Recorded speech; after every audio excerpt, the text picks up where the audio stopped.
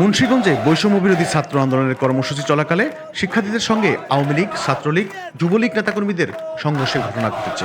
এতে গুলিবিদ্ধ হয়ে 2 জন মারা গেছেন, আহত হয়েছেন আরও অর্ধশতাধিক। রোববার সকাল 11:15টার দিকে শহরের সুপারমার্কেট এলাকায় দফায় দফায় সংঘর্ষের ঘটনা ঘটে।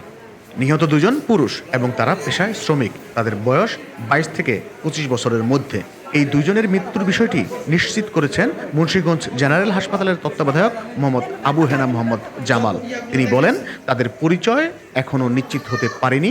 জরুরি বিভাগে 20 জনের বেশি আহত মানুষ ভর্তি আছেন। মুন্সিগঞ্জ অতিরিক্ত পুলিশ সুপার থান্দার খায়রুল হাসান বলেন, হতাহতের সংখ্যা এখনও বলতে পারছি না, তবে পুলিশ কোনো গুলি চালায়নি।